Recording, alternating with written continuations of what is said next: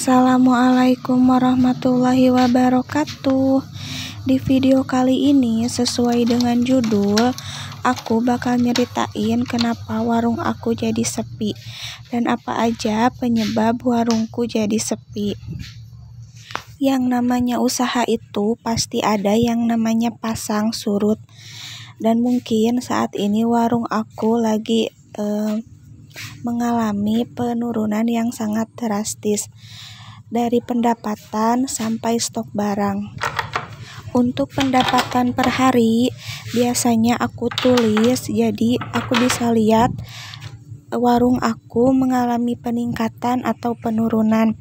Nah, dari situ aku bisa lihat kalau saat ini warung aku benar-benar lagi ada di bawah, dan yang biasanya pendapatan aku per harinya sekian, sekarang jauh berbeda dari dulu. Teman-teman bisa lihat keadaan warung aku saat ini jauh banget berbeda dari sebelumnya. Dari mulai sabun, dari mulai jajanan-jajanan anak atau bahan pokok yang lainnya, ini benar-benar udah enggak seperti dulu lagi.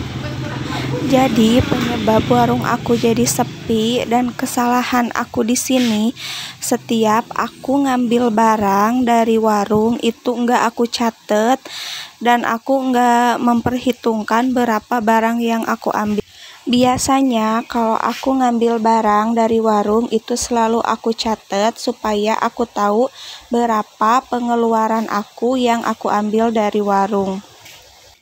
Tapi salahnya aku sekarang, aku nggak pernah nyatet lagi berapa barang yang aku ambil dari warung atau pengeluaran yang aku ambil dari warung. Kalau dulu aku sering nyatet pengeluaran aku dari warung, jadi aku bisa mengontrol pengeluaran aku dan aku nggak ngambil barang seenaknya. Kalau dulu aku sering nyatet pengeluaran aku dari warung sehingga aku bisa mengontrolnya. Untuk sekarang entah kenapa untuk mencatat pengeluaran itu sangat males sehingga aku tidak bisa mengontrol pengeluaran aku dari warung. Hal itu sangat mempengaruhi untuk usaha kita ya teman-teman, soalnya kalau kita nggak catet bisa terjadi seperti warung aku. Dan kalau misalkan kita nggak mengontrol barang yang kita ambil, mungkin saja barang yang kita ambil tersebut adalah modal di warung kita, bukan keuntungannya. Oleh karena itu, pencatatan di warung sembako itu sangat penting ya teman-teman. Dan jangan sampai teman-teman mengalami apa yang warung aku alami. Mungkin saja kalau aku nggak ceroboh, kalau misalkan aku ngambil barang dan selalu aku catet, mungkin warung aku nggak akan seperti ini dan nggak akan sesepi ini ya teman-teman. Mungkin saja sekarang stok barang aku masih ada. Dan sedikitnya barang yang kita jual di warung itu juga mempengaruhi pendapatan kita per hari. Beda kalau misalkan kita mempunyai banyak stok barang, bisa jadi kita juga mendapatkan penghasilan yang besar. Dan karena di warung sembako aku kan lagi sepi, untuk usaha sampingannya ini aku jual beberapa minuman seperti pop es dan boba. Dan penyebab selanjutnya kenapa warung aku jadi sepi yaitu karena tidak terkontrolnya orang-orang yang kasbon di warung aku. Jadi kalau misalkan ada yang kasbon, kita itu harus bisa ngerem kalau misalkan yang kasbon di warung kita itu sudah besar.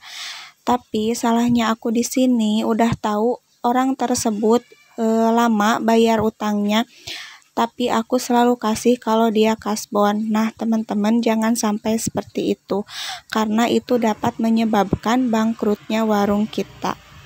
Nah jadi itu ya teman-teman penyebab kenapa warung aku bisa jadi sepi dan stok barang bisa menipis seperti ini.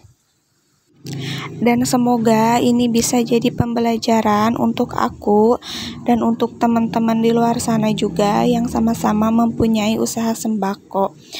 Intinya kita harus berhati-hati dalam mengambil barang, kemudian kita juga harus bisa mengontrol kasbonan di warung kita. Intinya kita tidak boleh malas mencatat pengeluaran kita yang kita keluarkan dari warung, supaya tidak terjadi hal seperti ini ya teman-teman. Jadi kalau misalkan semakin banyak barang yang kita jual, itu juga semakin banyak pendapatan yang akan kita dapat.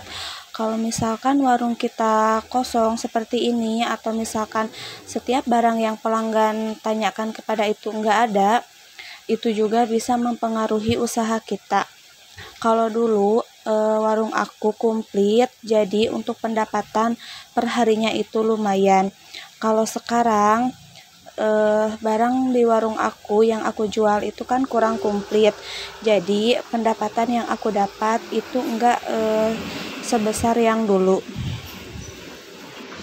Jadi 3 faktor penyebab kenapa warung aku jadi sepi. Untuk faktor yang pertama itu karena aku asal ngambil barang tanpa adanya perhitungan.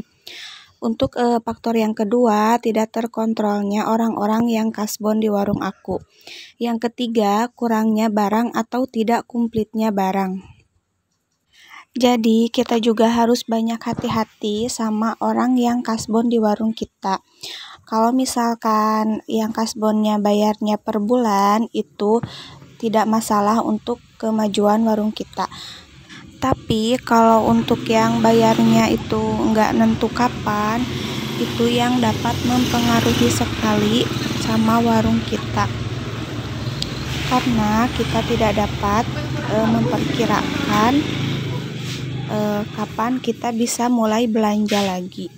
Karena kalau yang bayarnya itu enggak per bulan atau enggak nentu kapan, misalnya lama banget bayarnya, itu kan modal kita enggak muter. Jadi kita enggak bisa nyetok barang atau kita enggak bisa belanja lagi, soalnya modal kitanya kan macet. Jadi segitu aja video aku kali ini. Semoga bermanfaat dan jangan lupa support channel aku dengan cara like, komen, share, dan subscribe. Wassalamualaikum warahmatullahi wabarakatuh.